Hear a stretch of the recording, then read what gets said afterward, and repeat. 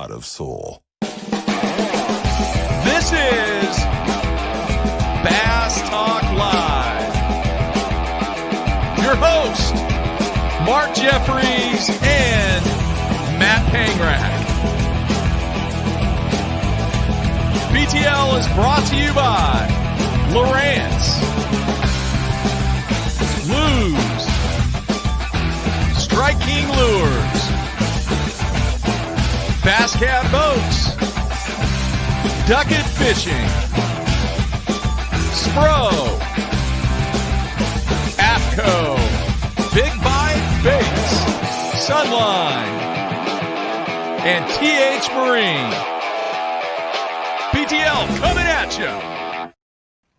Good Wednesday, everybody. Welcome once again to another edition of BTL Bass Talk Live, where we're going to talk bass fishing and anything else that we want to talk about. Matthew, a special show today. We're going to have an in-studio guest, John Soukup. Everything is electronics today, my friend. Yeah, Kinda. he knows a lot about electronics, and he keeps saying, "Well, I don't know the technical questions." I said, "Well, if you're sending a technical question, let me just read it to you." This was 5 minutes ago. Okay. And I read it, and it sounded like French to me. And he's like, "Oh, no, I can do that stuff. That stuff's the easy stuff." My question, I thought like really technical, and I was like, "Well, we probably won't get more technical than that, John. So he'll be fine." So right. Lowrance, Garmin's, all of them. Doesn't matter. He's run it all, had them all on their boat, and is the owner of the Bass Tank. And we'll let him kind of explain how it got started. It's kind of a niche in a way. Yeah, it's a niche. It's becoming mainstream within the niche, if you know what I mean. Yeah. Because just as stuff advances, these guys are staying on the cutting edge of it. So, yeah, they sponsor the show, but they sponsor the show. I've known him, John, for 10 years. Maybe we'll get into that story. I didn't know who he was. And I was fishing the Bass Nation, and for like a year and a half, I would get off the water after the tournaments in practice and be like, who the hell is this guy? I'm seeing it, like, there'd be 40, 50 boats in this thing. I'd be way up a creek, and I'd come around the corner, and there would be this guy. And then the next time, I'd be at the far end of the lake, and there would be this guy. And after like 5 or 6 times, I was like, I'm pretty sure we have the same system, for lack of a better term, and we're pretty much in the same spot at all times. And then he proceeded to kick my butt for the next 8 to 10 years. He can catch him. He can definitely catch him. But he'll be on to talk about it, actually fishing the Forest Wood Cup, rest in peace, in 2000 and, was it 18 or 19? 19 or 18? 2018. Yeah. On Washita, Forest Wood Cup. Yeah. So, anyway, we'll have him on in the second half of the show. So, all right, very cool. A couple of just notes that caught my attention yesterday. Not really, obviously, fishing related, but did you see what The Rock did? I'm the one who told you. I looked a little bit more into it. Did you see what the dollar amount was? 15 mil. Yeah. He bought the XFL. Someone needs to get him on the horn for the BPT mark. Oh, my gosh, man. It was in bankruptcy. Here's a guy that played college football at Miami University of Miami, whatever. Yeah. Became a superstar in the WWE. Yeah. Became an iconic actor in what, the 2000s, the late 2000s. Iconic? For that time. I'm not talking about all time. Okay. For the type of movie that he was doing, the HBO series, what was that called? Ballers. Okay. Do you remember that? Yeah, I didn't watch that. You didn't watch that? It was pretty good. Okay. I know what you're talking about. But iconic from a standpoint that here's a guy that basically came from a collegiate football player to buying a professional football league, of which who knows if it'll ever, go anywhere. Continue but again. It's his. Time. Yeah. There you go. Yeah. Do you see the comparison there a little bit? Yeah. Player? Yeah. Winner? But he's not a current player. It's not like he's going to be playing in the XFL. You're right. And it's not like the... he could. I think he could still play. God, he is ripped, dude. Yeah. Ripped. So, it's just kind of funny that you say, hey, Dwayne, there might be something else for sale out there. Hey, I got a package yesterday. You're always talking about the things that get sent to you. I got a package. No explanation. I'm assuming it's from Sid at Spro because it just came in the mail. And it's the new, and I brought him in because I knew you would like him. It's the new one's at Top Essential Water. series from Spro in the green Those are package. cool looking. But dude, look at this wake bait. It is a chrome cotton candy wake bait. And out of all the top waters you throw, I was thinking yesterday, you never throw a wake bait. Well, I do at Table Rock. When was the last time you redfin. threw a redfin at Table Rock? May. What year? I don't know. 92? No. Last time I was up there in May, I don't know when that was. What, that Toyota Writers Conference, maybe? Yeah, that's cool. The big difference, though, what's the big difference in this and the redfin? You can buy that one now? The No, joint? The jointed one. Well, I mean, Yeah. the red. This is what a redfin looks like. They make a jointed redfin. Right. It's totally different. The jointed one is the one that you wake. Nah, not true. You've got guys who Okay. prefer to wake this. Now the old school redfin, the way I've described it, you Yeah. get the shad color. You take the razor blade, you scrape it off the sides, then you have to add a little bit, I think, of like that lead wrap around it, Yeah. and then you take the bill, you heat it up, you bend it down just a tad. That's some And you tweaking. end up with this ugly bone colored, but that is not the jointed one. Now there's a whole another group of guys who are, and I'm not an expert on this. I've Yeah. got a couple You're of them. and sounding that's like it. But some guys prefer the jointed one. I think it's whether they're aggressive or subtle in the time of the year for it. But anyway, you don't have to do any of that with this Pro Essential Series now. And then they also have a pop bar, so I was pumped. They're like $9. So they sent them to me. It was just literally in a box. Let me that see the showed up. pop-it bait real quick. It's I like supposedly walks easier. I like the length, the And they size. went with the lime green packaging. Cool packaging. Yep. The other E-pop. thing, and E-pop I've 80. been meaning to mention this for the last 2 days, and it will be relevant next week. I guess it's relevant now if you're Ron Nelson. But we have not mentioned the fact, Mark, off the top of your head, and I'm guessing that you have not really studied the FLW Pro Circuit Angler of the Year standings. No. Off the top of your head, I'm assuming you do know that Ron Nelson is in the lead, I though. do know that, yes. The guy that never practices. How Yeah. big of a lead? It's so big, I have to pull the calculator out of my phone to make sure I get it correct. How big of a lead do you think Ron Nelson from Michigan has going to the final stop next week out of Sandusky on Lake Erie to win the Angler of the Year title? It's not triple digits, is it? I don't need the calculator to tell you it is not triple digits. Yeah. Where the heck did my calculator go What's on this thing? 50 points? More 50 than that. spot- really? 75. Come on, Jethro. Do your fancy... Whoa, 73. A 73-point lead over Jacob Wall. Rookie. He's doing a heck of a job out of Alabama, but a 73-point lead for Ron Nelson. He has finishes, and this year is just so jacked up that it's hard to, you know what I mean? It's hard because he had the breaks and then all the changes and all that, but he's had finishes of 5th, 11th, 2nd, 41st, and 12th. That's solid. Wow. $84,000 in earnings this year leading it. Had a top 10 last year in the points. Finished 9th in the points, $69,000. And barely, he finished 120th at Sam Rayburn to kick things off, and then barely missed a check at Grand. And other than that, he's cashed checks in 1, 2, 3, 4, 5, 6, 7, 8, 9 consecutive FLW Pro Circuit events. So And he never practices, right? he's the guy who never practices, Yeah. right? When we had him on, Yeah. he was like, "Yeah, I just put it up and then make a ton of money." Was he have a painting business? I don't remember. This could all just be totally wrong. I could be thinking of Isn't his home link Table Rock? no. He's from Michigan. Michigan? Yeah, Where'd I get Table Rock from? we were just talking about how you Oh, throw the okay. jointed Yeah. red fin on it. For some reason, I thought he was from that area. Guess not. Interesting. Dude, that's solid. That's big time. We need to get him back on the show so he can go a little bit more in depth at what has really taken place over the last couple of years. Mm-hmm. All right, man. What else? Anything else? No, that's all I got. I mean, I was looking back over the last couple shows we've had, and they've been like marathons.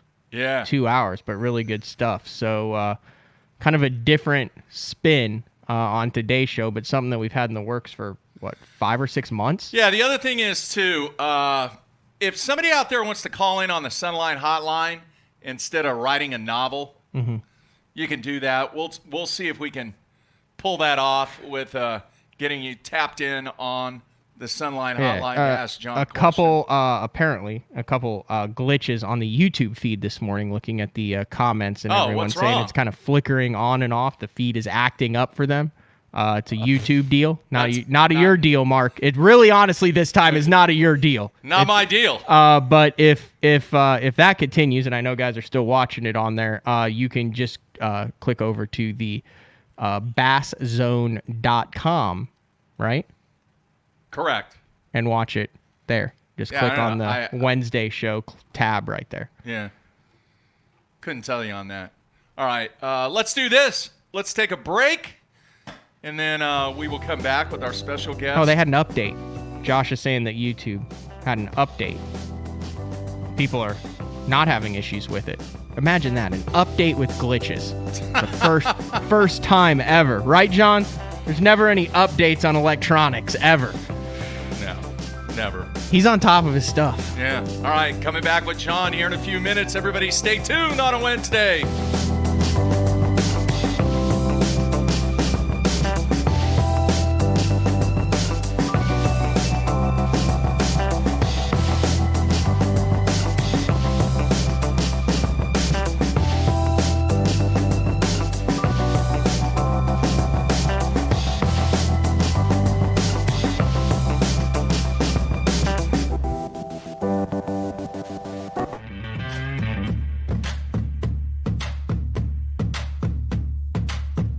The ultimate fishing system starts with Lowrance HDS Live.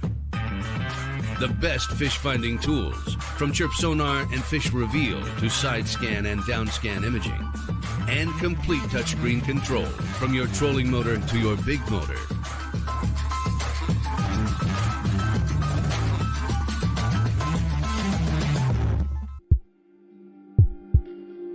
We've paired one of the most iconic hulls in the history of bass boats with a proven lineup of trusted accessories. We're bringing you best-in-class value and performance, leaving others in your wake. Turnkey value, turnkey performance. The Pantera 2 is an overachiever in the 19-foot category. Once you hit the throttle, you'll feel the rush, and there's no looking back. Kevin, what are you doing here? Oh, I'm just filling in for Billy. I need a 660 shad crankbaits in the Series 5 model. We're out. You're not out. You got all kinds of them right there. We're out. Kevin, I need 6. Have a lollipop. I do not want a lollipop. Have a lollipop.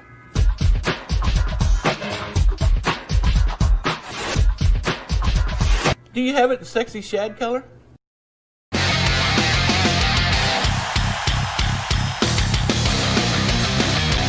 Professional angler, you've got so many things on your mind. Any advantage that we have is key. And not only rods and reels and lines and baits, but in our clothes. And the guys at AFCO, I mean, they have something for every situation. There's nothing AFCO hasn't thought about with the fishermen in mind. It's designed for fishermen, by fishermen, for every scenario you can come to. Any fish, any water, any condition, AFCO has you covered. Yeah, you care about gear ratios, inches per turn, and ball bearings, but most importantly, you want reliability and dependability in the equipment you use. Lew's doesn't cut corners when it comes to the gear they build. The new Speed Spool LFS is the best $99 reel in the market. Go see for yourself.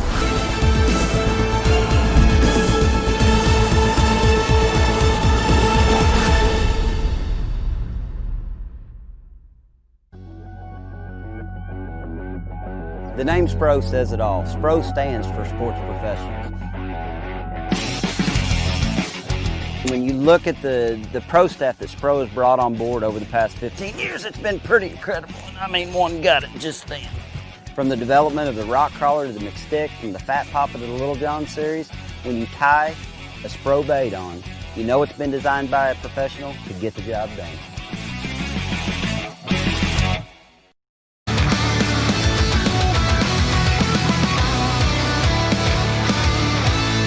Let's face it, fishing electronics are no longer an afterthought. They've become a necessity. And at the Bass Tank, our experts match you with the right electronics, provide professional installation, and educate you to help maximize your catching results while providing support along the way. Because let's be honest, it's about catching, not just fishing. And when you're ready for better results, join the Bass Tank team. Visit us today on Facebook or go to thebasstank.com. Hey everybody, Todd Faircloth here.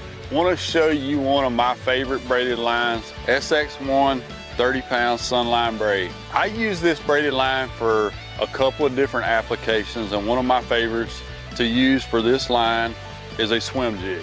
Casts great, and it's small diameter, and just works really great on a swim jig. Another technique I like to use for 30-pound SX1 Sunline braid is whenever I'm flipping like a light, say an 1/8 to a 1/4 ounce weight in grass, small diameter, I don't lose much action on my worm, just works great in those scenarios. So if you're looking for a braided line for a swim jig or fishing a light Texas rig, check out Sunline's SX1 30-pound braid. All right, we are back on a Wednesday, ready to go to our special in-studio guest. You got the day right. It's the first time in a week or two you've gotten the day right, I Mark. was really messing that up. I don't know. That was a weird deal. I don't know what was going Dave on. called with me. that. He's like, is Jeffries losing it? And I'm like, no, he's been in a really good mood and stuff. And he's like, man, he doesn't know what day it is. Yeah, old age. I Kicking said, in no, there, man. I said, he's been really positive. He's really mellowed out. Yeah, so our special in-studio guest, John Soukup of the Bass Tank. John, dude, you rock. Thanks for coming in, making the trip down from Tulsa, and hopefully we will have a few questions for you. Thank you. All right. Set it up, Matt. So here's what mainly people want to know. Like, what is the Bass Tank? Because I got a lot of questions on that. I explain it. So I know you explain that a lot to it. But in like just a minute, just kind of run down how you go from a really good bass angler who's competed at the Bass Nations, Opens, Costa Series levels, and now you are in the electronics game for the last 3 years? Yeah, an under a minute version. Qualified for the Force Wood Cup in 2018, and brand new boat, sponsored by Garmin, had brand new electronics, and broke down both days. Boat didn't start on day one, and day two, lost my last 3 hours of fishing, and had a good friend named Scott Palmer who's an engineer, and he was there as a friend just in case something happened, and he was more frustrated than I was when we broke down, and we had actually started the Bass Tank together as friends for like a think tank for bass fishing, just different ideas. And so that's where the name The Bass Tank came from. And he was fixing everything in the boat, it just 100% from the factory down, it wasn't rigged right. And I said, man, Scott, there's an opportunity here. He's like, what do you mean? I said, well, man, I've had, thousands and thousands of hours with electronics. I can teach people how to catch fish with electronics. And he's the engineer mind. We call him the mad scientist behind the Bass Tank. And I said, you can take your engineering expertise and we can take it to the world. We can have, a turnkey thing from pre-ordering all the way to after the sale customer service. As electronics get, better and better. And I mean, they cost a lot of money. I don't care if you got a sponsorship, you're putting thousands and thousands and thousands of dollars in electronics. Yeah. For your boat to not be able to start because it was installed wrong. And so, I mean, I told Scott, I said, if it's happening to me at this moment, the Force Wood Cup, it's got to be happening to everybody across the whole nation. Everybody's got to be dealing with this. Mm-hmm. And honestly, we didn't know what we had sparked, man. We kind of went like this with a little match, and all of a sudden, this big flame went, and we've been running with it. It's been fun. Yeah. All right, real quick. The first time I talked to you, John, I thought because this goes back. This is old school. There was a company called the Bass Tank a long time ago that had the portable fish troughs. The hog troughs. Yeah, and it was called, there was a company out there called the Bass Tank. Yeah. And I was just like, what's going on? And then obviously I learned, I don't even remember the guy's name that started that whole thing, but that was a big thing back here in Oklahoma. For quite some time, he'd go to the tackle shows, he'd go to the boat shows, and that's what I thought it was, but far from it. Yeah, we get that quite a bit. I think I remember, that being the big draw to some of those big expos back in the day. Yeah, absolutely. All right, Matthew, how do you want to do this? I want to go down the path a little bit more so people understand what's going on there. Okay. So you start the Bass Tank deal. You're dealing with people who have issues with their electronics and with their rigging and stuff. You develop relationships with, and if I'm wrong on any of this, tell me. Mm-hmm. You develop relationships with all the different Humminbird, Lowrance, Garmin's, become official dealers of them. You now offer it on the Bass Tank, but your big push is customer service, installation, asking questions. Like when I had a unit installed on mine, I said, hey, this is what I want. They hooked me up with the mounts, all that. Now you're developing some of your own stuff, and you've taken a right-hand turn into the crappie world big time. As far as electronics, you're actually fishing some professional crappie stuff. Uh-huh. You are going to be... It's out there it's out there that you're fishing what you're fishing next year, right? Oh yeah. Yeah, so you're fishing the MPFL next year. Correct. John is. Uh-huh. And you're also fishing the professional crappie trail. Yeah. And you'll be the first guy to fish the professional, like David Walker did, I think, the redfish and the FLW tour. Yeah. John's doing I don't even know the acronym for it. What is it? The PCT? The PCT. Professional crappie what tour? Is that called? There is a PCT, but no. So there's basically 3 or 4 main. There's 2 mainstream tours, the ACT and Crappie Masters in the crappie world. But then Wally Marshall's got his own, the Wally Marshall Invitational, which is like the Bassmaster Classic of the crappie fishing. Okay. And Zeke, who's the sales rep for the Bass Tank, and it's a team tournament. Everything in the crappie world's team at the moment. It's not gone individual yet. You can see it going that route. We finished second in that event last year, the inaugural event. So my momentary claim to fame is I think I am the only one who's ever fished the highest level bass tournament of its time and the highest level crappie tournament of its time. Well, I can promise you one thing. You will be the only angler to ever fish the Forest Wood Cup and the Professional Crappie Tour Championship. But are the crappie guys more crazy or the bass guys? There's differences. What's the differences? Believe it or not, there is a lot more equipment on these crappie boats. It's, these crappie guys, before electronics kind of went the way they were going and the growth that we're having in technology right now, the big boom, before that, it was, expand a bunch of rods out. You got these guys, they called spider rigging. Spider rigging. And so, they sit down and have all this. So they got this equipment and it becomes, that's a technique that's used at certain times. Well, then as technology is gone, it's just started to dominate. And if you're not up on the technology, then you just get ran over. And so, there is multiple boats when you get in the crappie world. They got their dual seats sitting next to each other, all their rods where they can have 12 rods out. They got their Lowrance for their mapping because they like Lowrance's mapping better. They got their Humminbird Mega 360 sitting there, and then they got their Garmin. And they'll have 3 different units sitting right. And, there's a couple guys in the tour that are doing that. Jacob Wheeler, for one, doing the big 3. But a lot of the crappie guys are doing that. Who's the Jacob Wheeler of the crappie world? With the 3 units? No, just is there like a guy that's like taking over the crappie world all of a sudden, like Wheeler is in pro fishing? Or who's the Van Damme of the crappie world? Like, give me some crappie names. Our boy Kevin Rogers. I call him Batman, but he's like the Gerald Swindle. He's not really that kind of. He doesn't have the jokes that Gerald Swindle does, but he's kind of that Gerald Swindle kind of guy. So Kevin Rogers, a big name. I don't know how many tournaments he's won over the years. You got some of the old school guys like a Ronnie Capps is known for all his Angler of the Years that he's had and tournaments that he's won. So he's like the Roland Martin of the crappie world. You have to understand, John, we have to put this in perspective here. He's like, I know you get in trouble for doing this because everyone's like, well, why did you bet your beat? But who KVD of the crappie world? Oh man. So the problem is KVD is won so many events that I don't know right now who would be comparable to a KVD yet, because honestly, I think in the next 3 to 5 years we're going to have more of that established, because the way the crappie world is transitioning right now. It's transitioning into more of a bass world. What about Todd? Like a Todd Fairclough? Huckabee. Todd Huckabee. Yeah. Jeffrey's on the first name basis with Todd Huckabee, apparently. Todd, I think he tapped out on the tournaments. He fishes the Wally Marshall event. Yeah. But he spends most of his time just guiding and then doing the expos and stuff like that. Okay. So you don't see him on the tour. Where is the crappie? Okay, you had Ray Scott go to the classics, right?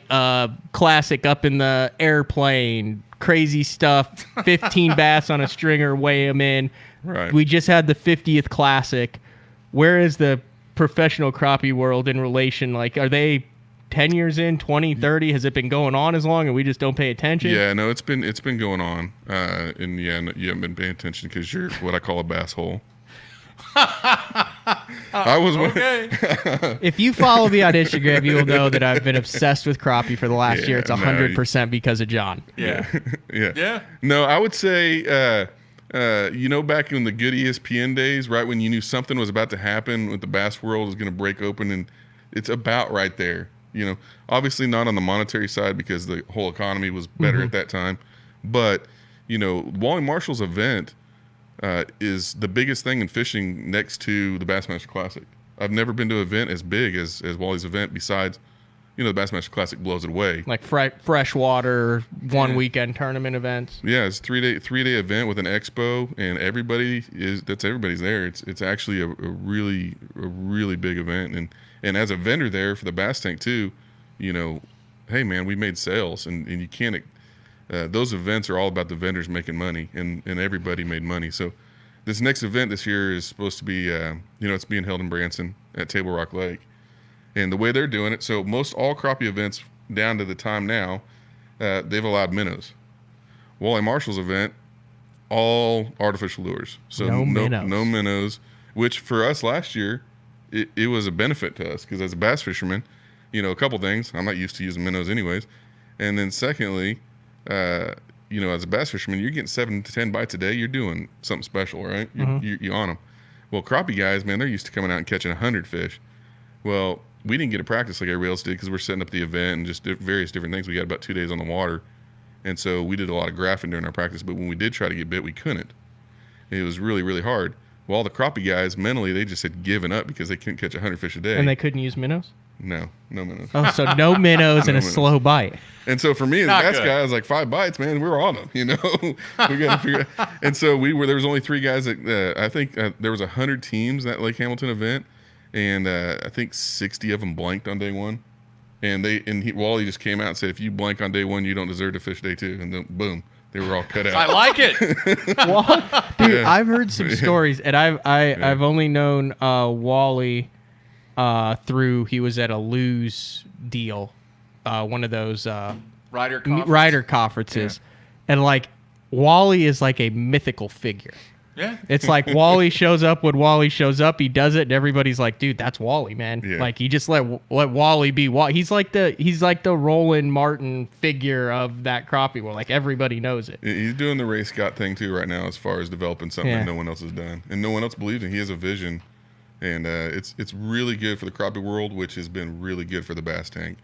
And it's been good for my bass fishing. Yeah. Anyway, that's what's crazy. Long story short, so John's really involved in the crappie world. He's doing a lot of transitions, a lot of crossovers between the bass and the crappie stuff. If you listen to the show for the past year and a half, you'll know my affinity for large crappie. I 100% owe it to John here, who has got me hooked on the things.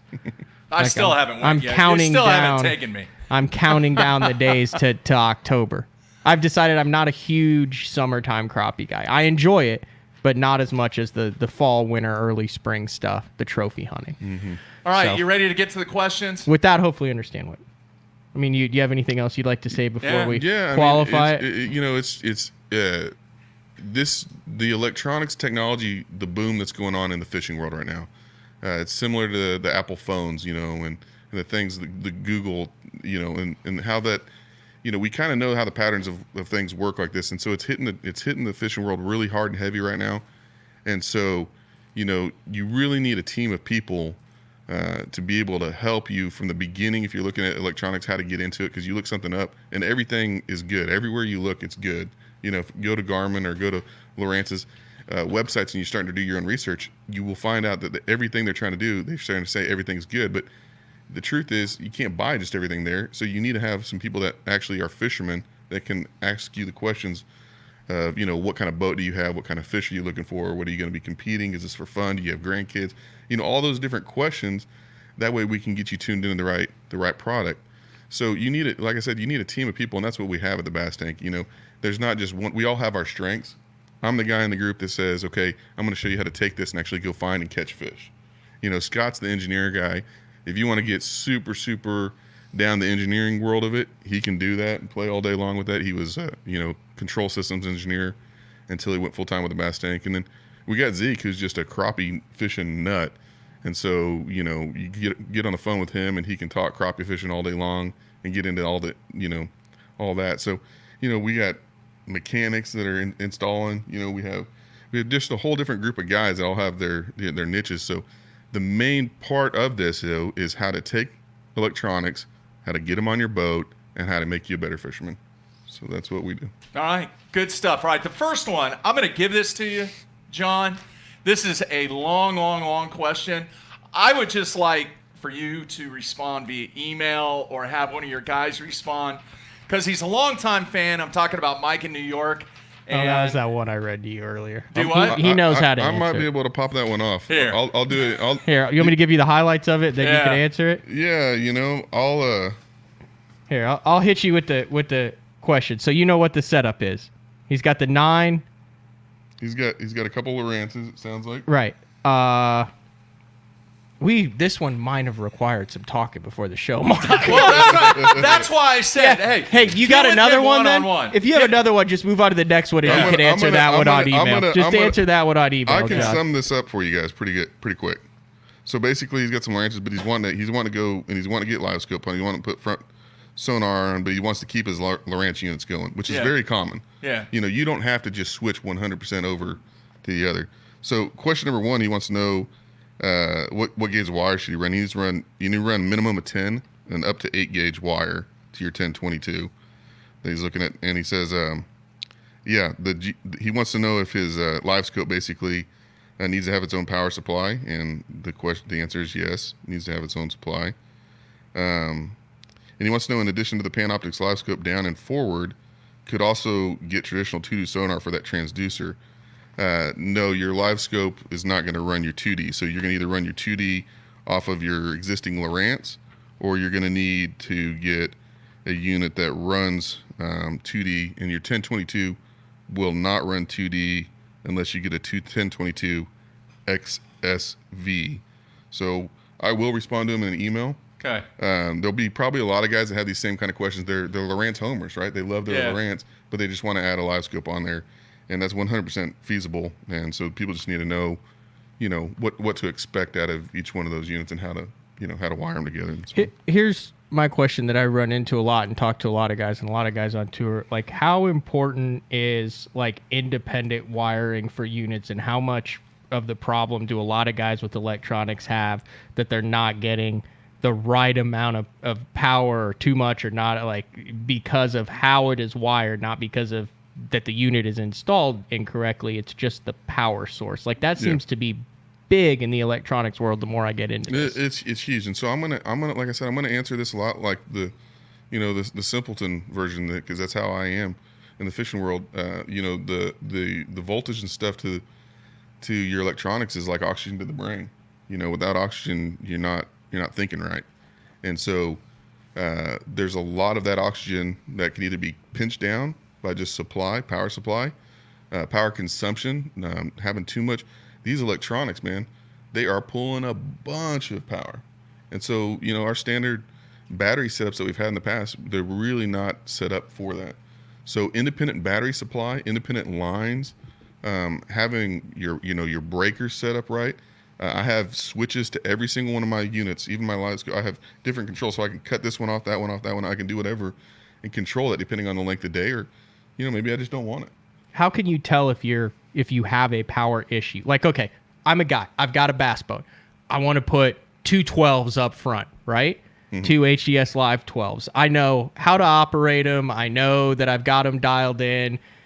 I mean, how do you know if you're having a power issue, a consumption issue? Like, what are some of the signs that you're not getting the maximum amount out of your unit? Not getting your oxygen to your brain? Yeah. You can have interference, but that's not really one of the main ones. One of the main ones is like, shoot, your boat won't start. Oh, your units just die on you, And so, there's some simple things right off the bat that we tell people. If you've gone up to the expense, if you've gone to the financial expense of buying two 12s on the front of your boat, then there's no reason that you don't have your independent wire ran from your back direct to those units. You should not be tapping into what the factory has there. And that's where you open up the front of the boat, you open up a wire, and then you splice it into it up front so you don't have to wire anything to the back. Listen, I've been doing this a long time. I'm not scared to admit that I don't really know what the hell I'm talking about this. So when you talk about that, so you're like, okay, I've got this unit up front, I've got the mount and everything. I'm just going to take this wire that I know has power up to it. I'm going to splice into it, and boom, my unit works.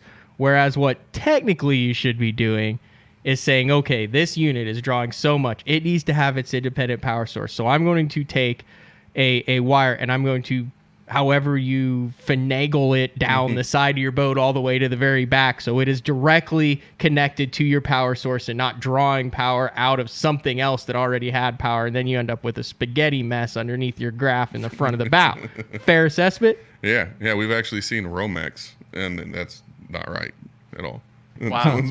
So yeah, no, that's a fair assessment. We have, a lot of guys are running it basically right off of their starter battery as well. And I was in that same situation, and that's not good. And you will get interference issues on that as well.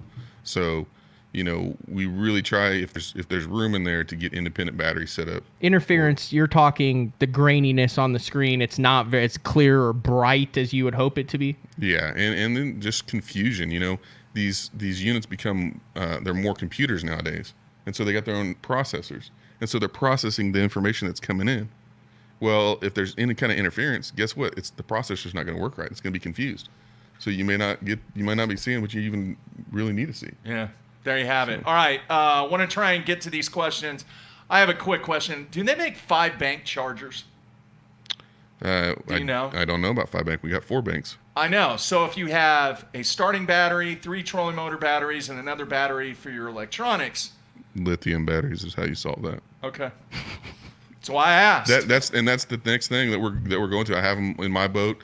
It took a while because I'd heard a bunch of negative things over the last 5 years. Yeah. About lithium, about what Chris's boat burning down. Remember that? Yeah. Oh, Remember that situation? So, but things have gotten better. Technology's gotten better in these lithium batteries. I'm running lithium. I got 2 36 volt. Literally, each battery's a 36 volt battery itself. They can run my trolling motor all by itself, but I got 2, running together just in case something was ever happening with one. And then I've got 2 12 volts. I got one that starts my boat, and then I got one that runs my units. And I keep those separated. If I have to jump off of the other one, I can in certain situations if I need it. But I have power all day long. So that's where it's going. It's headed. Right. The more technology advances and the more you're putting on the boats, the more the lithiums are going to play. Yeah. A little bit more money.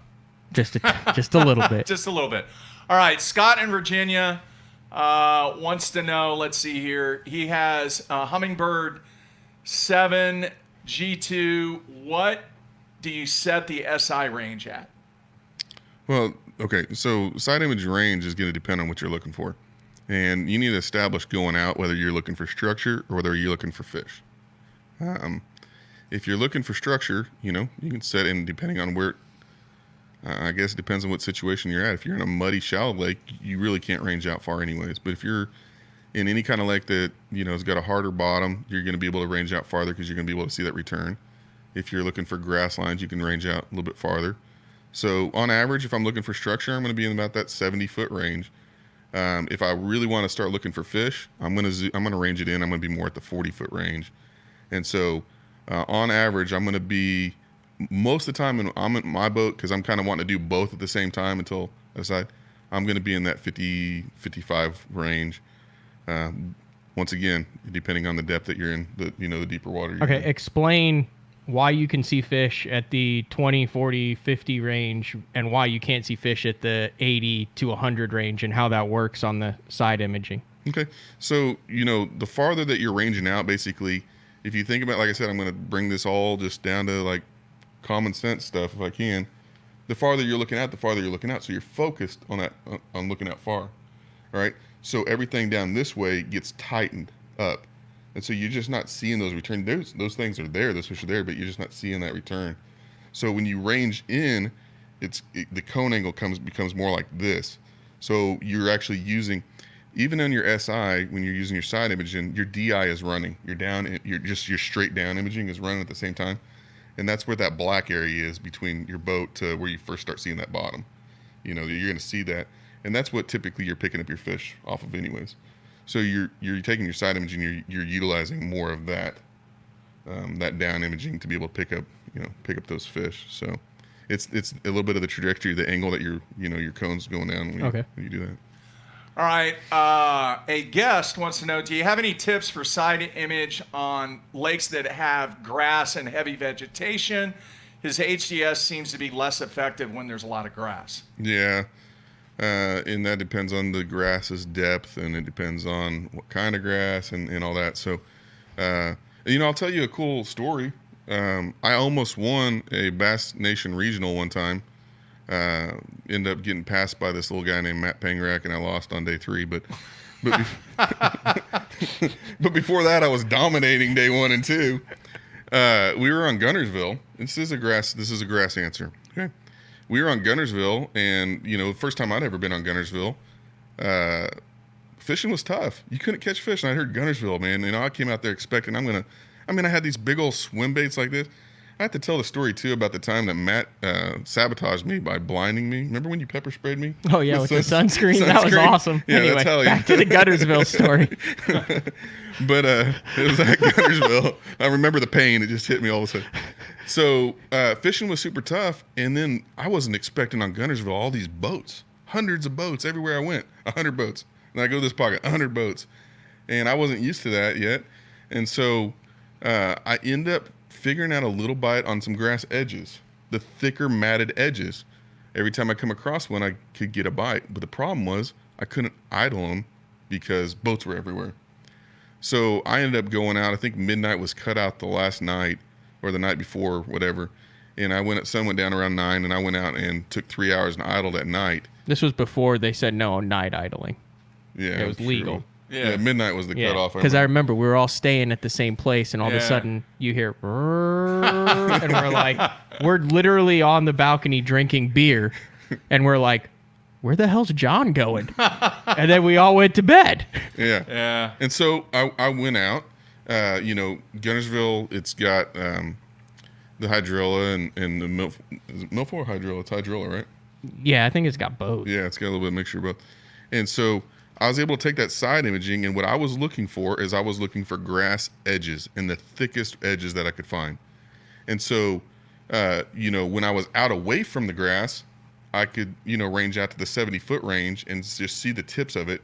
And I'd set little pins real quick. And I set 100 of them. And so I ran through an area pretty quickly within an hour, got those little pins, and then I came back, ranged in a little bit, and went down that edge and got my trail and just went down. And I saved that trail. And then when I saw a really, really hard grass spot that I felt like that's where they're at, I put a different waypoint, and I deleted all those other waypoints. So then at the end of the night, the next day of the tournament, I had this perfect track that I could go down. And then every once in a while I'd look at it and say, okay, there's that waypoint. Those fish are going to be right there. And so day 1, I went into the area, and there was like 30 boats. It was that Seabold Creek area where, Skeet Reese had won out of, and, just a common community hole. There's boats everywhere. Well, day 1 and day 2, after that, you had the big cut. And I was 4th at the end of day 2 over the tournament. Day 3 going in there was nobody left. because everybody else was just kind of randomly just firing out in the grass mat everywhere. But I was able to use my electronics, that side imaging, in the grass and establish exactly where those edges were at. And so I just, kept I was able to keep my lure in more high efficient areas. So I don't know how after hearing that, how the hell I beat you in that one. All right, let's do this. Can you read that, John? I don't know if you can read that or not. I can. You want to? Yeah, I think I can read it. Okay, let's see here for the iTunes people.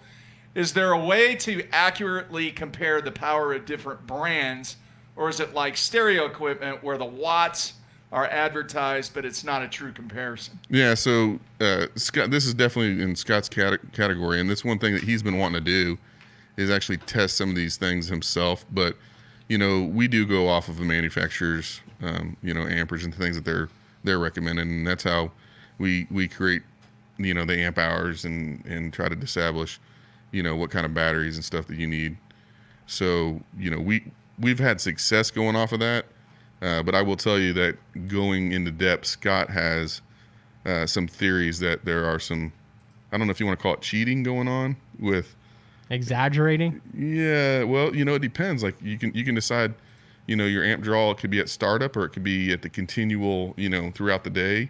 There's just different ways that kind of you could sell your information. It's like breaking strength at pound test. Everyone has a 17-pound test, but you've got different diameters and different breaking strengths of everyone's 17-pound test. Fair assessment? It is extremely fair. So the main thing is you can go off of the manufacturers to be able to establish what your amp hours are and what your draw is. But, we didn't need to do some our own. The mad scientist needs to get in and do some of his own judgments on what the truth and accuracy is to that. All right, That's next a good one. Yeah, I'm having to turn my sensitivity almost to the max to locate trees and fish attractors on my hummingbird units, side imaging.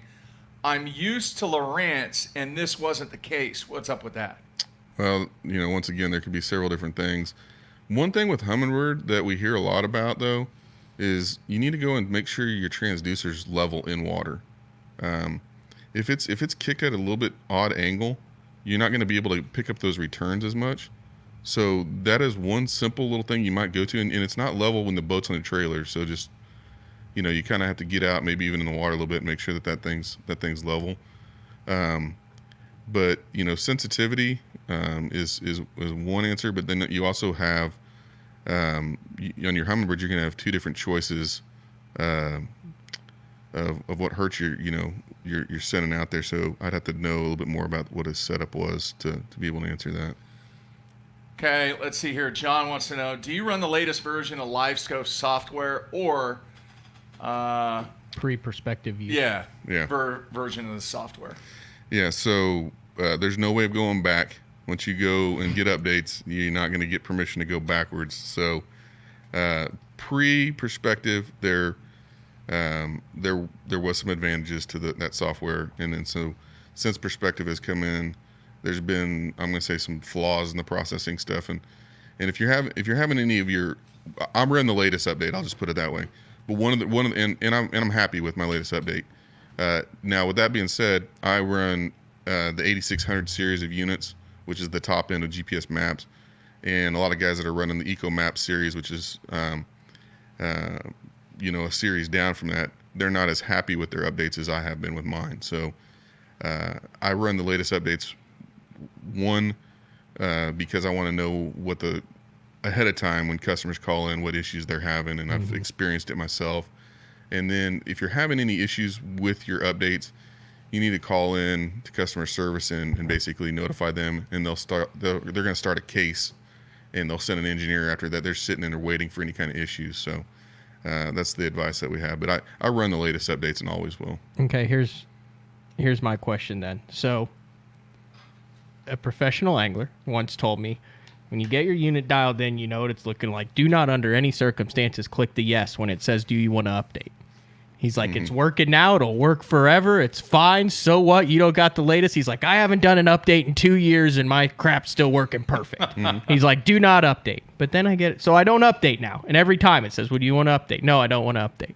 But then I get on, and I see Josh Douglas, and I see Rod Wynn, and they're always updating their units. And I'm like, I wish my unit looked like that, because it's like 6 generations later than the latest update. But mine still works every time. Theirs seems to work too. What are your thoughts on getting something that you're used to, looking at it, and then not updating it ever, or always being on the cutting edge of the updates? Is that a double-edged sword? I think it's what kind of person you are as a personality.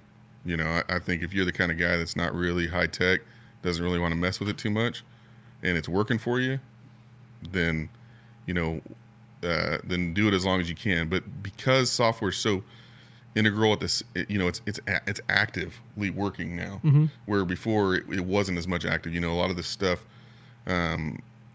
these updates are they're beneficial, and so there actually can be a time where, because your update's so old that things quit working right, and so you're going to need it. So I mean, I know that's kind of a double answer there, but staying on the front edge of the updates is good when a really good update happens. There's some things that, you know, they're always trying to solve little problems, and you know, the more and more that the way the technology is working, we're able to see. We're not just talking about seeing a rock anymore. We're talking about seeing the fish. We're talking about seeing his gills, his eyes, his fins, his body language. You know, body language. I know his not just his body, Mark. His body language. I mean, it's just like sight fishing for a fish. When you're when bed fishing, you're flipping on, flipping on, flipping on. He's not doing nothing, and all of a sudden he does that gill thing. You're like, oh, it's about to happen. And the guy in the boat's with you, like, how did you know that? Well, because I've caught 1,000 fish off a bed. And guess what? He turns and smack. Same thing with the technology that's out there now. I can start seeing the fish's, you know, his body heat up and start to glow, or I can see the way he turns and move to know that he's about to fire.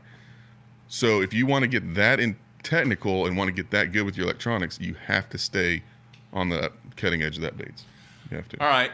Garmin LiveScope question. How do you fix transducer disconnected issue? That's the worst feeling in life. Yeah, that is super common. It can be there's several things that can be. I've had a dead cell in a battery that was causing that to happen. So you have to start through your system to get the true answer, but there's several things that we just recommend right off the bat. Make sure your battery is good, make sure you got good voltage, make sure your updates are current. And then after that, it could be as simple as unplugging the power cycle and unplugging it from the black box and then replugging it.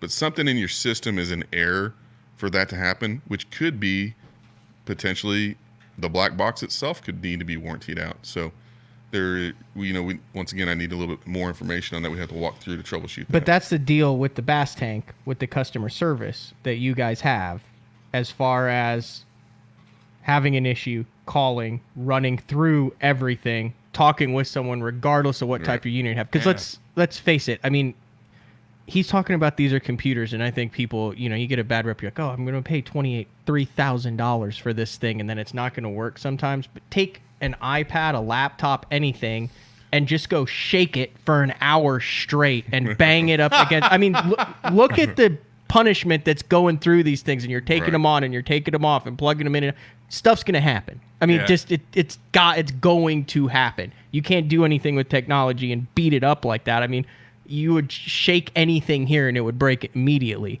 Yeah. So that being said, that's where, like, the Bass Tank. So I had an issue with some of my stuff. I called Scott.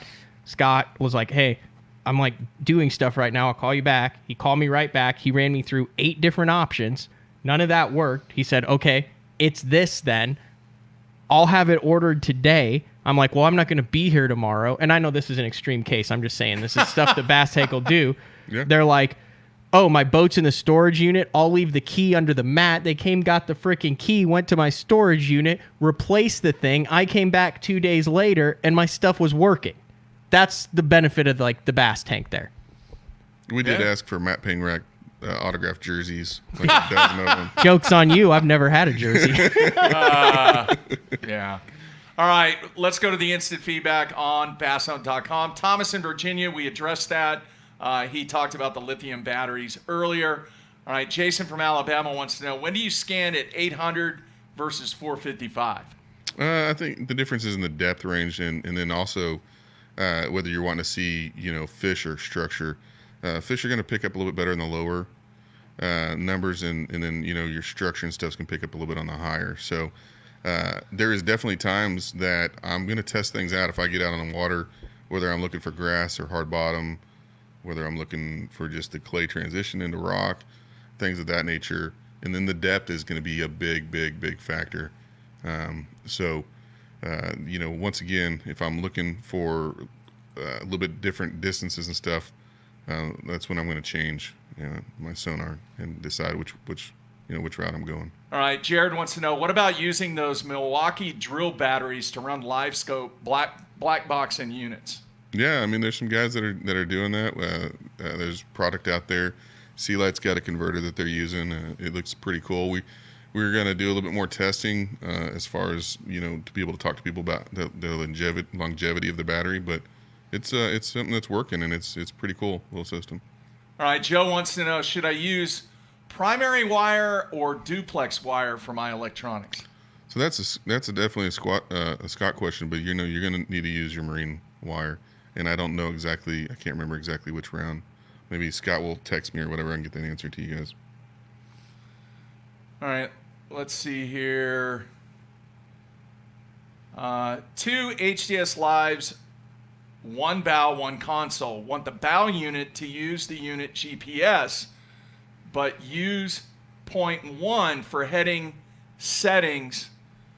Because he's trying to get exactly, Yeah. on the spot using the 0.1. Yeah. Okay. So what's the question? That was it. I mean, that's what it says. How do you do that? I guess. But use 0.1 for heading settings. Okay, repeat it. Let me see if I wasn't Let's following. see. 2 HDS Lives, 1 bow, 1 console. Want the bow unit. He wants the bow unit. I want the bow unit to use in-unit GPS, but use 0.1 for heading settings. And then it says pop favor. Yeah, I guess I don't understand the question. Is that is that possibly saying por favor, please? Por favor? Maybe. Necesito hablar español? Maybe. I mean, dude, come on, Dave. Pop flavor? I think he meant por favor. Help me, please. I don't translate. So this is 100% feasible. You can go into your network communications, and you can select which GPS that you want it to run off of. You can even have your bow unit connected to your console unit, usually through NEMA of some form. So there's different backbones besides NEMA that are used. But okay. Wow. Let's see here. Man, a ton of questions. I'm trying to... I got Brian. Brian's got the live site, the Lowrance live site. I know you had that on one of your boats for a while. He just wants basic tips to help get his live site dialed in as good as possible. So live site's going to reach out about as far as the depth is that you're in. So that's one big thing. So, with that being said, if you're fishing in, let's say, 10, 15 foot of water, you're really not going to be able to range out, too much farther than that. So it's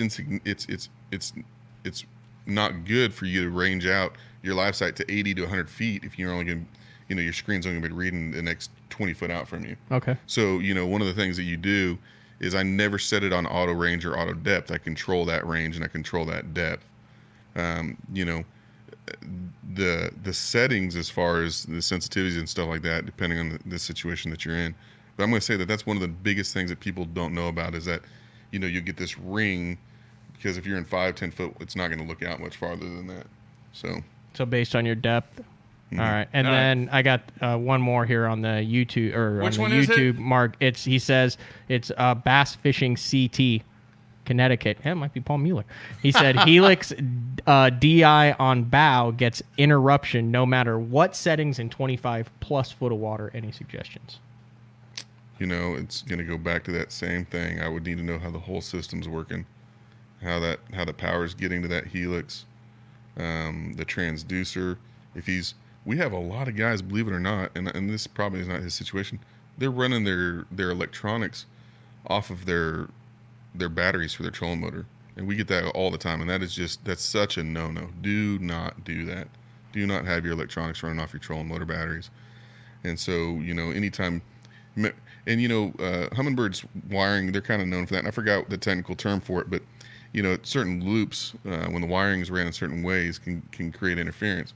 So anytime you have different currents running through around the same wires or in that same batteries, you're going to get interference. So, I'd have to know his whole system of what he has going on to answer that. All right, let's see here. Frank in Michigan, longtime listener, wants to know, can you give me any tips on setting Humminbird Helix 10 in super clear northern Michigan waters? And he's talking about his down imaging or side imaging or his 2D? It just says pro tip on the settings is all it says. Super clear water. Just talk about settings general in super clear water, because I know you've talked to me about this big time. Yeah. Just regardless of what brand you're... Okay. So once again, if you're looking for structure, if you're looking at the fish, if you're wanting to establish fish, I run my stuff a lot grainier than most people do. A lot of people, they want this perfect clear image, but I kind of have the belief that you're blocking things out that you may want to see. So, in super clear water, I'll kick my stuff up, my gain up, and my sensitivities and all that really, really, really high. And I'll kind of kit it up to where it's really cluttered until it just gets a little bit too much for me, and then I'll back it down a little bit. So, that's one thing that I would probably say in super clear water is go ahead and kick up those sensitivities. Don't do, your standard the setup that comes with it. Go ahead and kick it up. Kick it up. Go in individually. Increase your gain. Increase your gain. Increase your sensitivities, your contrast, and you can work with those things until you hit, but do one at a time. Which one's most important? If you had to pick one, if you were just going to go in and change one setting, is it the gain? Well, gain is he's talking about Lowrance, right? So Humminbird. Yeah, it was Humminbird. He's on Humminbird. Yeah. So you got your contrast, and so I would probably pick your sensitivity is going to be the one that you're going to want to. What is gain? Gain is kind of like the contrast on. Yeah, but what is Garmin. it? What do you do? Okay, but what bump your gain? What is it? Like, can you explain what gain is? So you got two different gains actually, and I'm gonna let's pretend like we have a reel right here, right? Okay. And you got the braking system, and then what's the little thing that you tune on the side, the fine tuner? Yeah. You can pull out and have that's you have your brake, and then you have the magnetic. Yeah, you can have 2 or 3 or 4 or 5 different pulled. Okay, that's like your color gain. It's going to control a lot more. The gain is just that little bit of sensitivity when you're releasing your reel. So when you're kicking up your gain, it's basically allowing more information to come in. Okay. More of what the return of all the little things the little particles that are in the water and things like that. So when I say I run it grainy, in other words, I'm seeing all the particles that are in the water. So if I'm seeing the particles in water, then I know I'm going to see my lure, I'm going to see the fish, I'm going to see, Now with that being said, if I'm trying to have bottom content, it's going to blur the bottom. The bottom's going to turn bright, Because every little thing on the bottom is getting picked up, so not just the rock that tells you the difference. Right. So that's not going to work if you're wanting to see, your pebbles. Okay. It's kind of similar to the gain on a camera. The video camera, the light versus the gain. Was that a dumb question? No. I'm not afraid to ask dumb questions that everybody assumes I know, because there's a lot of stuff that you'd be shocked I don't know that's pretty basic. Gain does not solve everything, though. A lot of guys I turn my gain up or down. They solve. Well, there's several more features inside your units. You got your noise reject. You got your LTV. You got your color gain. You got these different things that like I said, it's all. You're restricting the processor, and telling it what information to filter in and what information to not filter in. So. Hey, just real quick, can you clarify the whole battery thing about running your electronics specifically on one battery? Thomas from Virginia wants to know. You have one single battery that runs all your electronics, and that's it. That's it. All right. So you just have enough room to put another battery back there? I'm run everything on lithium. So you got. We've got one out right now that's a 125 hour battery that we carry in stock, and it is under it. I think it's around that $800 range. It's not in that $1,500 to $2,000 range. So I hope over time that they become more and more and more affordable. Mm-hmm. But the point is, I isolate my power source, so I have nothing that can interfere. But then also I can control that. I don't have any of my bilge pumps running off of it. I don't have any of my lighting running off of it. I don't have any of my switches running off. It's all just my unit. So I'm able to run. I got a 16-inch unit up front. I've got, a live scope, which draws a lot of power. I got two 12s at the console, and I can have those on, all day long and not have any power issues. So let's say you don't have room back there to throw another battery in. What battery should you be? I mean, what's the best Group option? 31 is going to be your best option, in AGM, or, Group 31 is going to be probably, the best option. And what else is that battery going to control aside from the electronics? So if you don't have any room, right, and you're only if you had to choose between the two, running it off your trolling motor batteries or running it off of your starter battery, you need to choose your starter battery. You do not run it off the trolling motor batteries. First of all, they're running 36 volts, and some of these units can't even take that. So boom, warranty voided right then. So. Yeah. All right. Andy wants to know, Lowrance 0.1, do you recommend it if running Lowrance? Oh, 100%. We some guys use it for their Garmin stuff. Like the 0.1, it's accurate. Garmin is called SteadyCast, and I've gotten in trouble. Like I've bullied people into getting this SteadyCast because of the accuracy that you have on your icons and knowing what direction your boat's facing. And what is point? I've heard of it and everything. It's like a heading, what is it? It's like a heading and an additional heading sensor that helps. Yeah, but so like you come out with 0.1, it's like Lowrance sent a satellite up there that's better than the other I'm asking this stuff. I want to know how it works. Like, okay, I can talk about the 0.1. I know how it works. I know you do like the internal units and all that in the heading, but like, what is it? I don't. That would be a Scott question. I don't know how on the engineering side of how it actually operates and works, but when it comes down to knowing your accuracy of your boat and the heading sensor, when your icon is going goofy like this across the screen to something. Oh, I hate that. Yeah, no, you're gonna know. And so the importance of it is, have you ran in a river with stumps and you had to stay in your lane? Yeah. Have you ever ran in the fog? Have you ever ran in situations where safety was important? That's gonna help out there. And then when you're fishing, if you got any kind of icon, let's say you're fishing a brush pile or you're fishing a rock pile or something of that nature, how many times, even when you were triangulating in the past, are you out here flying around and then you realize, that thing was actually over here the whole time. So, it's all about efficiency and keeping that lure in the strike zone longer. And so those are tools that help you do that. All right. Let's see here. What is the minimum ampage on a sole battery for two 12 lives? That's going to be a Scott question. The minimum amperage? Yeah. Ampage. Amp. Yeah.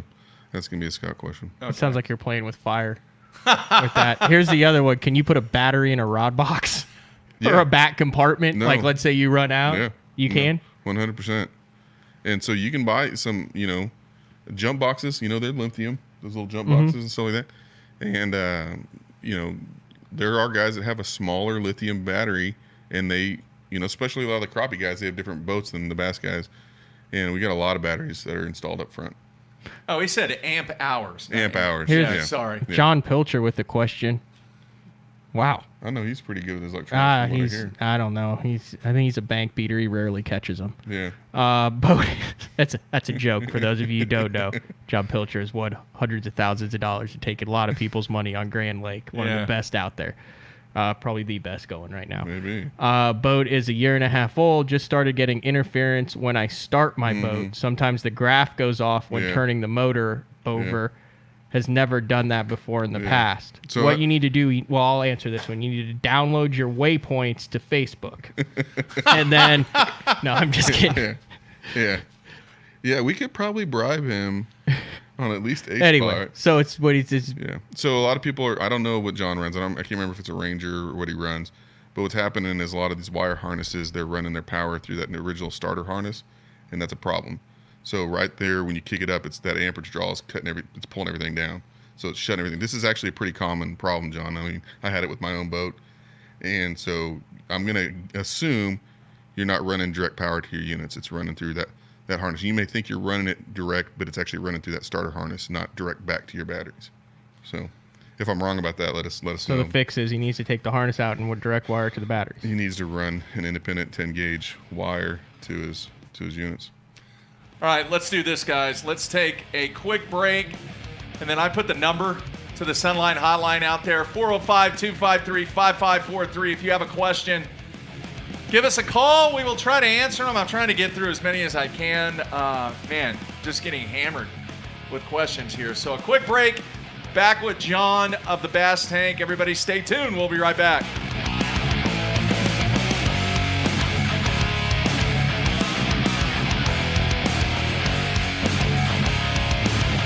At Duckett Fishing, we have assembled the top pros in the country to help us design rods to give you a competitive advantage. Castability, strength, durability, action, sensitivity, weight and balance, and consistency. Combine that with the best warranty in the industry, and you have rods that are pro-driven. Duckett Fishing, pro-driven. Blue Water by TH Marine, offering LED lighting solutions for your boat, trailer, truck, ATV, and so much more. Engineered and built to be rugged with waterproof and submersible options. Designed for easy installation, Blue Water is available in a variety of colors and styles. All backed by a limited lifetime warranty. Blue Water by TH Marine.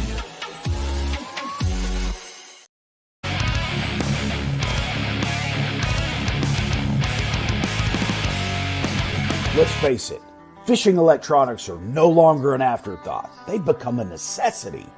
And at the Bass Tank, our experts match you with the right electronics, provide professional installation, and educate you to help maximize your catching results while providing support along the way. Because let's be honest, it's about catching, not just fishing. And when you're ready for better results, join the Bass Tank team. Visit us today on Facebook or go to thebasstank.com. All of us on the Pro Tournament Trail use Gamakatsu hooks. Why? Because they are absolutely the best. It's not about how many bites you get. It's how many you put in the boat. Gamakatsu makes hooks for every fishing style. We didn't come this far to lose fish. Did you? For more information, visit gamakatsu.com.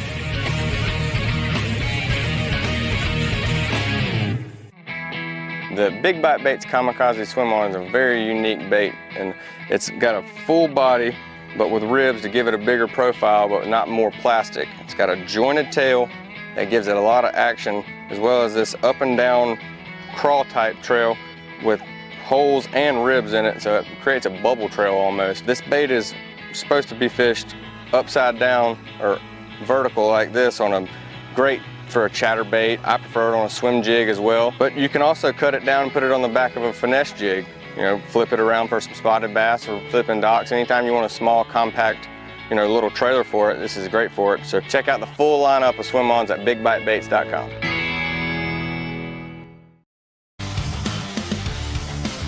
All right, we are back, wrapping up the week here on a Wednesday with our in-studio guest, John Soukup of the Bass Tank. And if anybody wants to call on the Sunline hotline, hey, we'll take a few calls if you can get away. Make that call, 405-253-5543. Until then, let's get back to the instant feedback here. These could be some gems, the call-ins.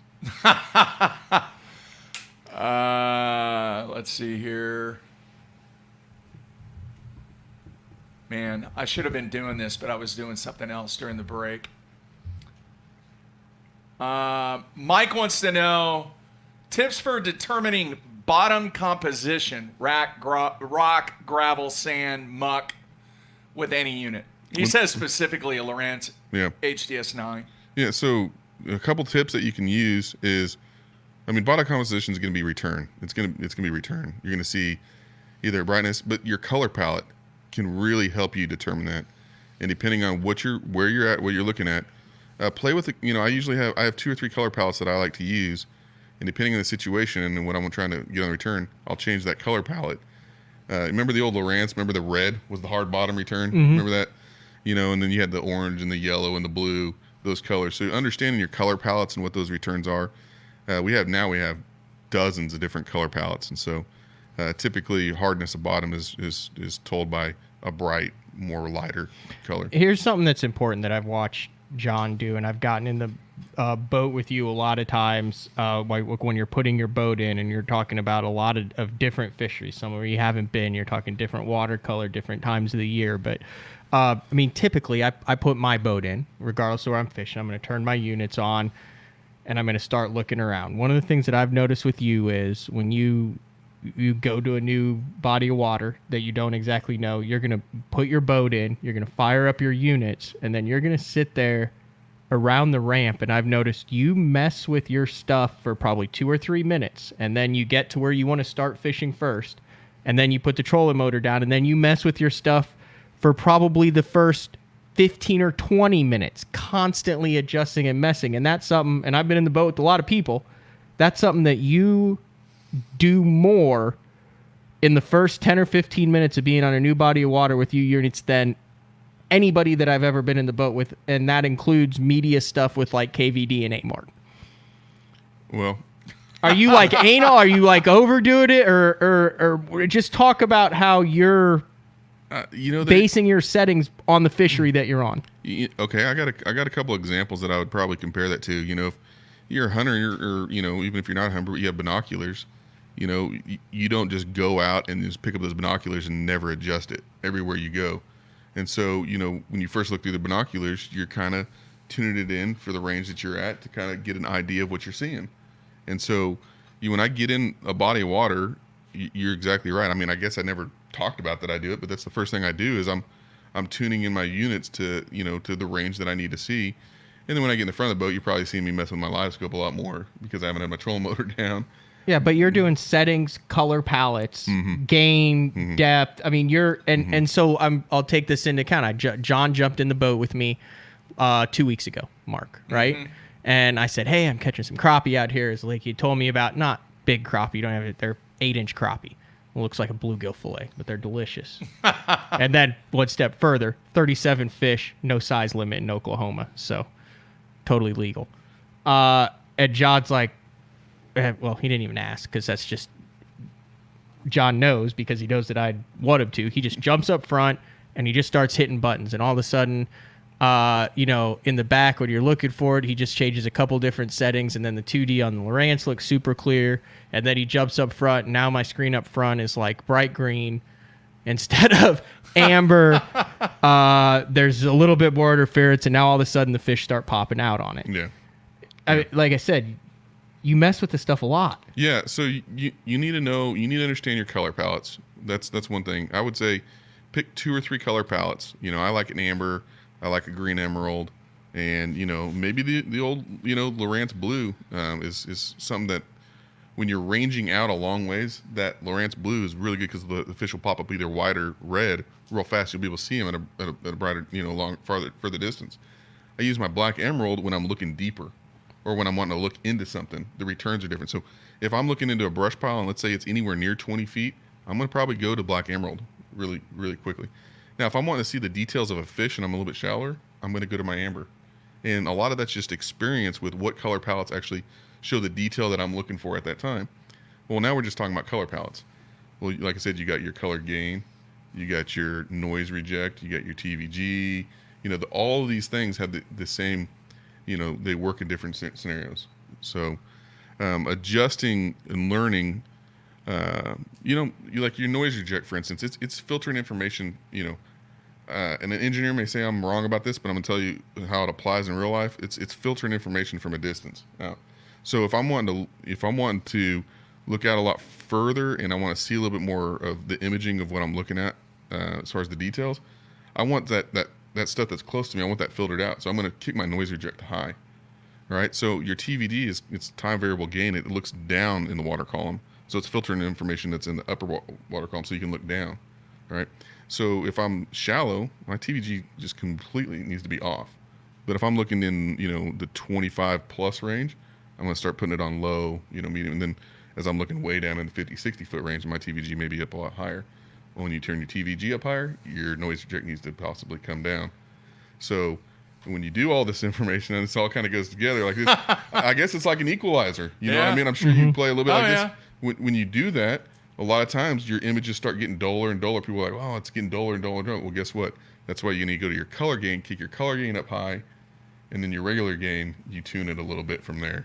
So your color gain will get those returns a lot brighter, but then your whole screen may look just grizzly everywhere. Well, then you take the gain and kind of move it, slide it as you need to. So. All right, let's do this. We actually have a phone call, Matthew. Let's see if this works with this new setup. I don't know if it's going to work or not. Hey, you're on BTL. Who is this? Hey, this is JD in Illinois. JD. Crazy kayak guy. How you guys doing? What's up, JD? Doing good, man. Cool. Do you have a question? Yes, I do. Hey, I got, because I'm crazy, I went ahead and I got the, I've been running Garmin unit, 93 SV, for a while, and I got the Panoptics, the latest transducer with the perspective mount. And since I'm running on a kayak, I'm using just a mount that goes straight down off the side of my kayak, and so I can move it around to point whatever direction. The question I have is, like, the perspective mount that comes with it it almost puts it, I think, at a weird angle. I mean, I've got it when I'm pointing straight ahead, it seems to be the correct angle, but as I move it around, it seems to go up and down. I didn't know do I need to bend that thing a little bit to keep it going straight, or is there something I'm doing wrong? You can change your perspective mount any angle you want. The one that comes with it is going to be where the angle that it comes with. It's going to be the optimal angle, but you can change it at any angle. You just need to understand what you're looking at when you change it. You know, we went in live scope, and I don't know, I'm going to use my hands. It's on YouTube from shooting forward at like a 20-degree angle. And all they did with perspective is they changed the software to where they could take that pie, if you will, that they're shooting forward, and they turned it sideways. So depending on, you know, if it comes in at a 10 degrees, the mount's at 10 degrees, and then you get a 20-degree angle, you're looking down like this. Well, if you change that down to 30 or 40-degree angle, you know, it's just you're looking more directly under the boat instead of in front of you. So, you know, I would start with exactly what angle perspective mount is at, and then go from there. Depending, it could affect. I mean, you're in a kayak. The thing is, the perspective mount, the way they've got it designed is to go on the side of a trolling motor to scan past the head of the trolling motor. But I'm just running it straight down off of a mount that I purchased, and it mounts right, but it seems like it's off. I don't know. But anyway. There is a 0-degree mount for your standard live scope for those same situations on a pole. And to be honest with you, I've never even thought about how that affects turning sideways on a pole for perspective. So I'd have to look into that. But you can send us a message on Facebook at the Bass Tank. Send me a message, and I will pull a poll out when I get back to the shop and get you a direct answer on that. And I've got pictures. I've got pictures of my mount and how it's set up. So yeah, that's great. I appreciate it. Great show, and keep it up, guys. All right, thanks, man. Here you go. Jeffrey's just worried about staying upright, not tipping a kayak.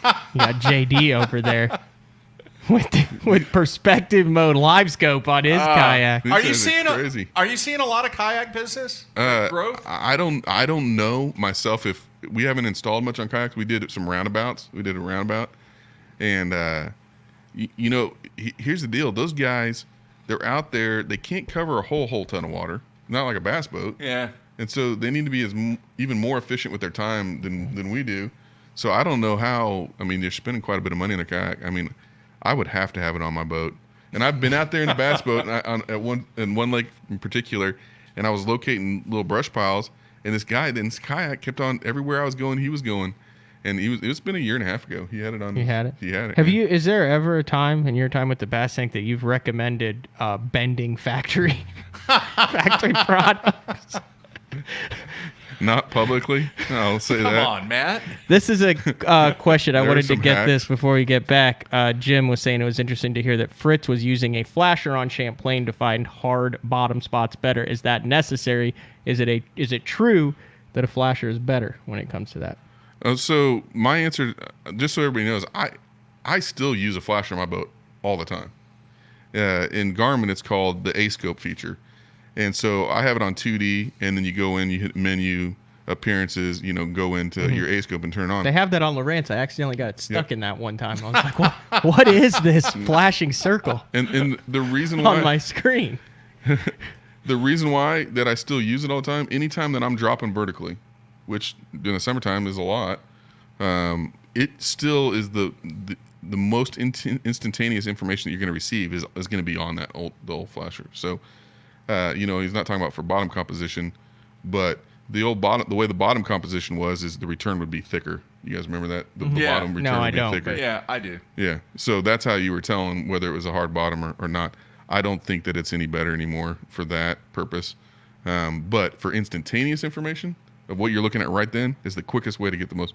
So if I'm dropping it all and I want to see where my bait's at, either my drop shot or my spoon, it's typically when I'm dropping one of those two things. And that cone when you're in 2D, it goes out more like that versus a slice. And so he's making a motion that looks like a mountaintop. in reverse, it's like a cone, like the standard cone that we all knew was. Yeah. So the thing is when it picks up the return, it may say that fish is in 15 foot of water, but it may be 15 foot of water, 10 foot behind you. Yeah. And so we were never to know that. So when people are drop shotting, remember the Todd Faircloth drop shotting on Table Rock? Remember on the magic tree? Yeah. Remember when all that was going on? Edwin and all those guys that were doing it, they dropped down and they had to sit there and hold it forever. And I know, Matt, you do this a lot too. And when you're dropping, you'd say, okay, that fish is at 30 foot down. So I'm right here at 29. I'm sitting there shaking it right above their head and you're just waiting forever. Well, the reason you're waiting is because that fish is actually like 17 feet away from your lure. Not really that far, but maybe 10, 12 foot away. And you're waiting to get his attention to swim over. So on a flasher, you're able to see that information right away and know the right depth. But now with the upgrade technology in live sight, live scope, you're able to see, am I dropping on that fish's nose, his tail, or is he actually 10 foot away? And so I can adjust my boat. So now I'm not just focusing only on the depth. I'm actually focused on the horizontal of putting it in front of that It's fish. a story I've never told before. So I'm on. We have a phone call too, by the way, Matt. This is real quick. Okay. Because it's David Fritz with the flasher. On Toledo Bend in a media deal. We're coming back in. Fritz has a flasher there. He goes, "You want me to teach you how to use a flasher?" Well, how do you turn that down? David Fritz going to teach you. Yeah. So there's a drop right over by the bridge that we go under. And he's like, "Here, watch this." And he has it pulled up. And he spends 20 minutes showing me all this stuff on the flasher. And I'm sitting there, "Oh, yeah. I had no idea what he was looking at. And I still have absolutely no clue. He's like, "Oh, there you could see how it jumped up." And I'm like, "Uh-huh." And there's just rings bleeping all the way around here. He's like, "There's a fish, there's a rock." And I'm like, "Oh, yeah. We got off." I have absolutely no clue what he was looking at. He could have just been totally jacking with me, but I've actually been in the boat with the flasher, zero comprehension as to what he was looking at and the advantage that he had with it. That's pretty funny. All right, let's go to the phones. Hey, you're on BTL. Who is this? Hey, what's going on, guys? This is Blake from Georgia. Blake, how are you, man? You have a question? Yeah, I'm doing good. I was just going to ask John, my current setup is a HDS 10 and a HDS 8, and they're both Gen 2s. And I'm kind of entertaining the idea of upgrading to some newer units. And my current situation right now is the side scan transducer at my console with the HDS 10. It's got a big crack right down the center of it, and it's messing with my water temperature. I'm getting like water temperature readings of 140, 130, but it doesn't seem like it's messed the side imaging up too much. And I haven't looked around to see what transducer prices are, but I was just going to see about getting some insight from him on what would be the comparable brand new units, for what I've got. You're outdated, man. You're 3 generations outdated. So you could find maybe a used transducer that could possibly go with that, but comparable units, anything and everything 9 inches above in the Lowrance or Garmin or Humminbird family is going to blow what you have away now. So if side imaging is your big number one deal, you're going to be really impressed with any kind of upgrade that you make. Nice. Is there any way, as far as a 9-inch 10-inch version that I could upgrade both units for less than, say, $3,000? Yeah, I would say so. You're gonna have to stay in the 9-inch range. You may be able to get a deal on a 10-inch and do a 9 and a 10 and stay in about that range. So you're looking anywhere from about the $800 to $1,200 price range per unit is what we're discussing here. Okay. Yeah. Well, cool. All right. Can you hook him up? Well, that's all I got. 100%. You can go on thebasstank.com and we got all sorts of products there. You can message us on Facebook if you want to go in more depth about some questions, your specific needs that you have. We'd love to answer those. All right, Blake? All right, cool. All right, well, man. I appreciate it, guys. All right, man. Take care. I'm kind right. of cost See ya. conscious up front there. Like I've got a 9-inch graphs up front, and I mean, John has 12s and 16s and everyone else, and you see these guys, I never once have. I mean, yeah, the big units are nice if you have them, if you can afford them, if you've got it. But like, I mean, I've never once been standing on the front deck and wish I had 3 more inches. You know what I'm saying? I get totally by with the 9-inch screen. That might be the soundbite of the year right there. I knew it, but what I'm saying is I've been extremely happy with what I've been able to do. I'm sure you have been. With the 9-inch screen. Jeez, Matt. Oh my gosh. So hey, how about you know what I'm saying? A lot of the 9-inch screens could do what the 12-inch screens could do, just 3 inches smaller. Yeah. I don't know. I'm kind of uncomfortable at the moment. So the whole point is, if that's what you're in the price range for, that's what I run. And it's not like I go fish every day and say, man, I wish I had 12 and 16-inch screens. Now I like them. I've got a 12-inch live in the console, but you can get the job done with the 9-incher. Yeah. A lot of guys started out with those. I mean, we don't recommend anything below the 9. If you have to, you have to. But if you go into a 7-inch screen, you're just not seeing the details that you need. A 7 will do the same. A lot of these will do the same thing that 9s will do. But that 9 is kind of where we kind of recommend guys start out. But I mean, we haven't talked about this, but at the Bass Tank, we have got payment plans. You can go through the website, and there's 2 different options there. So if people are wanting to finance their stuff, we do have an option for that. So make things a little bit more affordable. All right, I'm flashing up a screenshot of the website right there. That's where you can go. Just go to thebasstank.com and all kinds of information there. And you can browse and ask questions and do whatever you need to do to take care of your electronic needs right there. All right, B wants to know, can you explain what you mean by TVG? TVG, time variable gain. Mic drop. That's all I know. From that point on. TVG, like I said, once the TVG is used to process information into the depths. Okay, so the further you're wanting to look, you need to turn your TVG on. I leave it off 99% of the time. The only time I turn TVG up, I turn it basically to low when I'm wanting to look maybe into like the 50-foot range. So basically, you get your water column, and it's picking up, the processor's picking up all the clutter from the top down. Well, let's say I got a bunch of Daphnia and I got all this stuff in the water. A bunch of what? Daphnia, rotifers. You don't know what this is? No. Do you know what it is, Mark? I wasn't paying attention. Sorry. But, you got a lot of you got your algae bloom. Okay. And you got, all your little bugs that are going to be eating on your algae Okay. bloom. And then you got all your bait fish that are eating on all that. Right. You got to go through all that to get down to what you want to see. But because our units can pick up all the information, it's picking that information up. And so you get this hard, all this fuzzy stuff real high. But let's say we've got a thermocline down in 30 foot of water, and most of the fish are down in 30 foot of water because they're down in that thermocline. Thermocline can get really thick and hard to look into as well because all the fish and all the bait's packed in there. Well, I really don't care about seeing all that stuff at the top. So I'm going to turn my TVG up so I can filter that information. It will basically go, the processor says go black. So that top part kind of goes black, and you can drop your lure down, you can look down into the depths and focus more onto that deeper water that you're looking at.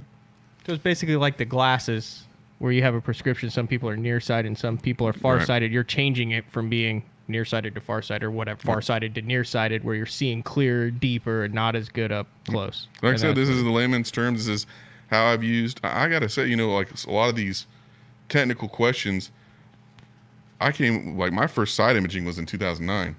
I don't know if that's when everybody got it or not, but when Humminbird came out, I had Humminbirds at that time, and I fished the Bass Nation National Championship in Florida, and I had Brandon Card on my right side in the boatyard, and I had Ben Parker on my left, and neither one of them made the elites yet, and they made them the next year. They both qualified for the elites. Well, I made friends with Ben. Well, at that time, Ben was running guided trips on Kentucky Lake, teaching people how to read and understand their electronics. And so I actually made a trip when I showed up. Alton Jones was leaving, and I spent 2 or 3 days with him. I think we spent a couple days for sure, just learning how to mark waypoints with my Humminbirds and turn around and cast at that waypoint and make sure I hit that waypoint every single time. Really? And so it's not been something. I'm that guy that at home I'm like, hey kids, do that thing with the phone. That's me. I'm not the most technologically advanced, but over wanting to become a better and better and better fisherman, the desire and then the need for it, and over the years of just consuming myself into it, I've got to where I can take this technology and apply it to catch fish. And so, some of these things that I'm explaining, this is just how, if you want the simple version of how it affects your fishing, this is the answer for it. That's exactly what we wanted. Yeah, there you have it. All right, man. Anything else, Matthew? We're going to wrap things up here. You got anything else you want to get in? No, I appreciate you guys letting me come on here and blabber a little bit. Yeah, and blabber is, like I said, I learned a lot. I mean, was this like a thrilling and exciting show? Oh, we got branded with the trophy and all this stuff here. But this is the thing, and the more you get into this sport and the more you understand it, you realize the more the guys are consistently good, the more they understand what drives their success. And for a guy like John Cox, that might not be electronics, but he's going to understand the shallow water and what he's seen visually. But as a whole, a lot of these guys, like Brandon's one of them, he understands how his boat's rigged, how it's worked, what it's doing. A guy like Chris Saldane, something goes wrong, he can pop the top off of it. He can fix all that stuff. And it's just a next level of understanding to where when you get the electronics and you understand what you're looking at, you don't even realize it, but you're becoming a better angler, because then instead of having it and figuring out how to catch fish using it, you're actually able to focus on catching the fish, and it becomes part of your process. Mm-hmm. The way I always describe it is it's like playing hockey. It's like skating. You get to a certain level where you're not thinking about stick handling and skating, you're just doing it. And in fishing, I think there's a lot of people, because you fish so infrequently, once or twice a week and stuff, the process gets in the way of the results. And using your electronics, if you can get comfortable enough with them to where you're not thinking about it, but you understand what it is and you're changing this stuff and you're adjusting it and it's not interfering with your goal of catching the fish, it just becomes part of your fishing process. I think that's a huge key. And the bass tanker guys who can help you understand, take a lot of learning curve out of that process. Yeah, absolutely. So I call it my sixth sense on the water. I mean, it absolutely is. Of course, you got your instincts, but your true sixth sense. But if every fisherman, if you were to drop in your boat, the wind's blowing across the bank, and you look over the other side and you see seagull, you see birds everywhere, big birds, they're feeding. We all know what that means, right? We know, hey man, that's a good area. Even if I've never fished there before, I'm gonna go see what's going on over there. There's something feeding. Mm-hmm. Well, now let's imagine that we don't have any eyesight and we can't see those birds. The disadvantage that you have over everybody else that knows that those birds over there feeding. Mm-hmm. That's what I have underwater. I have eyes under the water that understand what's going on, and because you don't, I'm going to be able to get there a lot faster than you are. And so that's what we're trying to help people understand. They're spending thousands and thousands of dollars. Don't just have them on your boat. Know how to use them, know how to read them, know how to find fish with them. But you're still going out on a 50,000 acre lake, and you're still looking at less than an acre of that 50,000 acres. A lot of the time, you're looking at little bit. Just because you have it doesn't mean you're going to catch fish. It's not magic. It's not an end all be all. No. Like, you can graph and know exactly what you're looking like in crappy areas, and your results aren't going to be impressive. That's where the skill comes in. You got to spend the time on the water to know where to go look and use it, is what I'm saying. I mean, you hear how many guys, oh, well, of course you've got this stuff and this, and oh, why do you even fish anymore? You just go out and turn your units on and they're there. No, you can spend a lot of time really sucking and really knowing electronics. Yeah, time on the water is the big deal. Time with your electronics, same thing. All right, man. John, thank you so much. I know the fans all appreciate it. And we got to a number of questions. If you need more info, make sure you check out thebasstank.com. Check out their social media. And greatly appreciate your support of BTL, John. Thank you. All right, Matt. That's it, man. What do you got planned this weekend? More rodeo? No, I think John and I are going to go fish. No rodeo. I'm sure there's rodeos. There's rodeos every weekend, Mark. That's a dumb question. All right, I'm sorry. All right. Well, working on the show, trying to get Bub Tosh on next week, trying to get Chris Johnston on next week. So I got a lot of stuff that I'm working on for next week. Everybody check out the website on Sunday. I will have the schedule for the following week, and we will move forward for another week of BTL. Great week this week. I want to thank everybody out there. Make sure, don't forget, give us a rating and a review on iTunes. If you're listening to the podcast after the live show, it helps us out immensely. That's it. Everybody be safe. We're out of here.